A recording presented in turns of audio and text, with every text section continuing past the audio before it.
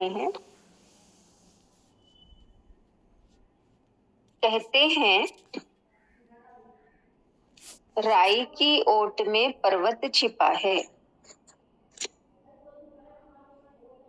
किंतु उस राई की ओट को भी कोई सतगुरु ही हटा सकता है। कहते हैं राई की ओट में पर्वत छिपा है, किंतु उस राई की ओट को भी कोई सतगुरु ही हटा सकता है। यह पर्दा आत्मा पर नहीं, हमारी आंख पर पड़ा है। आत्मा तो निर्वस्त्र है, प्रत्यक्ष है, सामने है। देखने की क्षमता मात्र आनी चाहिए। आत्मा तो निर्वस्त्र है, प्रत्यक्ष है, सामने है। देखने की क्षमता मात्र आनी चाहिए। यानी हमें वो दृष्टि मिल जाए, हमारी आंखों में ज्ञान का प्रकाश आ जाए, तो आत्मा तो सामने ही है, कोई आवरण नहीं है आत्मा पर, उसे हम देख सकते हैं। आगे कहा देखने की क्षमता मात्र आनी चाहिए। सतगुरु दृष्टि या बोध देकर उसे अनावृत करते हैं। शिष्य के ज्ञान के लिए गुरु की उपस्थिति मात्र पर्याप्त है, जिससे घटना घटती है। ज्ञान के लिए गुरु की उपस्थिति मात्र पर्याप्त है, जिससे घटना घटती है। मीरा, कबीर, रमण, संत ज्ञानेश्वर, विवेकानंद, भर्तहरि आदि अनेकों उदाहरण हैं जो यह प्रमाणित करते हैं कि आत्मज्ञान में गुरु की अनिवार्यता है। इसलिए आध्यात्मिक उपलब्धि में गुरु का महत्व सर्वोपरि है। गुरु ईश्वर का ही प्रतिरूप होता है, वही ईश्वर का साकार अवतार है।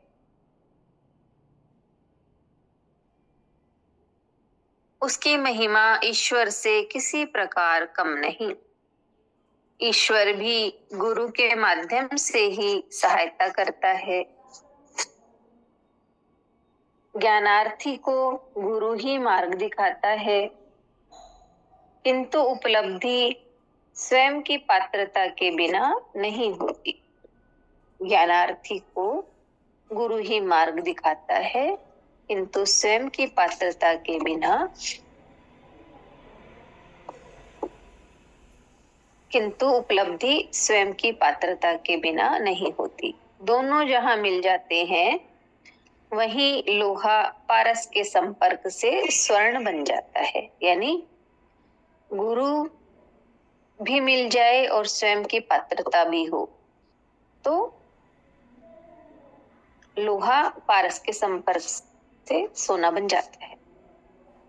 शिष्य की पात्रता के लिए आवश्यक है उसकी मुमुक्षा, प्रखर प्रज्ञा, श्रद्धा, समर्पण भाव, नम्रता एवं पूर्व जन्म में अर्जित ज्ञान।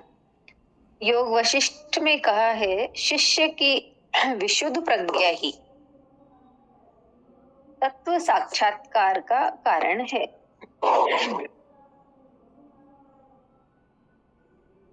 महर्षि विश्वामित्र ने भी कहा है, गुरु वाक्य से जो तत्व ज्ञान प्राप्त होता है, उसका कारण शिष्य की प्रज्ञा ही है।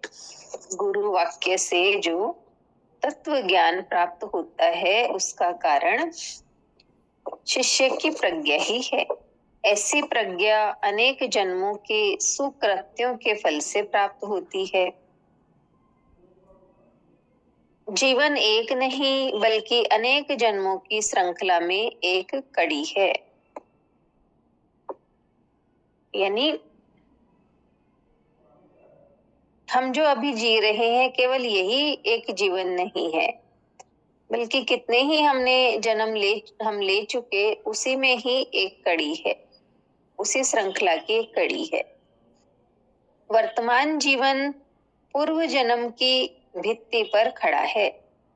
यानी पहले जो जन्म लिया हमने, उसके फल स्वरूप ही हमें ये आज का जीवन मिला है तथा भविष्य का निर्धारण करने वाला है। यानी जो वर्तमान है, इसी पर भविष्य टिका है। जीवन में किया गया हर कृत्य अगले जीवन पर अपनी छाप छोड़ता है। ज्ञान प्राप्ति की जिज्ञासा भी पूर्व जन्म के संस्कारों के बिना नहीं होती। जब संस्कार तीव्र हो जाते हैं, तब वह व्यक्ति सतगुरु की कृपा का प्रसाद अनायास ही प्राप्त कर लेता है। जैसा जनक के साथ हुआ वैसा सबके साथ हो सकता है, यदि पात्रता की शर्त पूरी कर दी जाए। इसीलिए कहा है, गुरुर ब्रह्मा गुरुर विष्णु गुरुर्देवो महेश्वर गुरुर साक्षात पर ब्रह्म तस्मै श्री गुरुवे नमः। ऐसे गुरु को शत शत नमन करता हुआ उसी के प्रसाद स्वरूप इस अष्टावक्र गीता की व्याख्या करने का दुस्साहस कर रहा हूँ तथा गुरु कृपा से ही जनहितार्थ पूर्ण करने की कामना करता हूँ। अतः श्री गुरुवे नमः। लास्ट में लिखा है,